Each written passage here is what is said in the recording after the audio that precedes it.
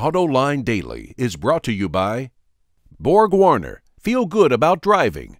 Bridgestone, your journey, our passion.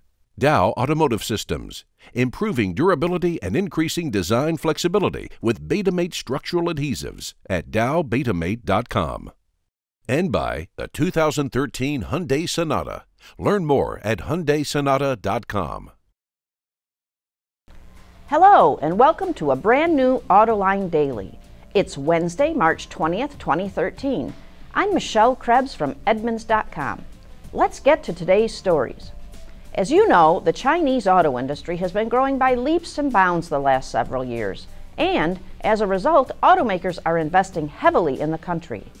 A new report from the University of Windsor says that car manufacturing investments were more than $9 billion in China last year, which represents close to 60% of total investments globally. With sales continuing to grow, the researchers expect the trend should continue for quite some time. Well, you know you have a quality issue when the Chinese are complaining about your cars. Bloomberg News reports that Volkswagen is recalling a record number of vehicles from its largest market due to faulty gearboxes. China's quality inspector, I guess that's their version of NHTSA, announced on its website that VW will be fixing nearly 385,000 vehicles at a cost analysts suggest could be as high as $600 million. This recall covers 21 vehicle types produced from 2008 to the present, including such models as the Scirocco and the Passat. Sticking with China for a second, Bloomberg also tells us things are a little brighter over at Geely.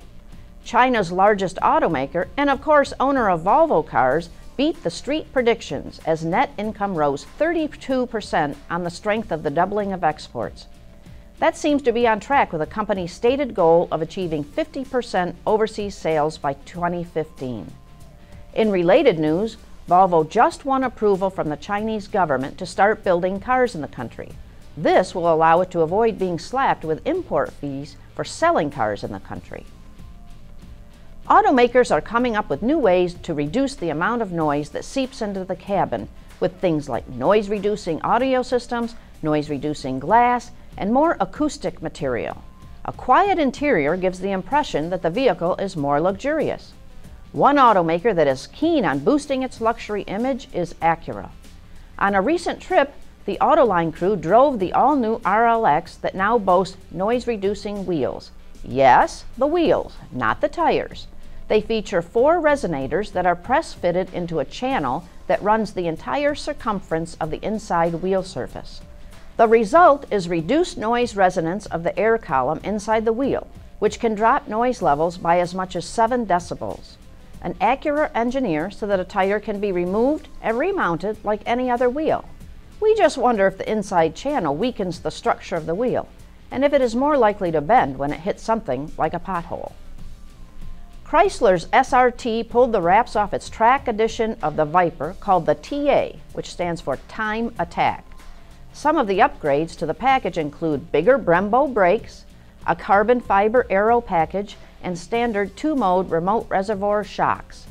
The TA reaches 60 miles an hour in 3.3 seconds, which allowed the folks at Motor Trend to beat the lap time that the Corvette ZR1 set at Laguna Seca.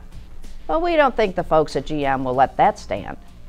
Look for the Viper TA to make its debut at the New York Auto Show. I'm Seamus McElroy in San Diego, California, test driving Chevy's all-new full-size sedan. That's coming up next. Why? Because plants need water to grow. Because baseball's played in the summer. Oxygen and hydrogen. Because I forgot to get a receipt. Why? Why not? Why?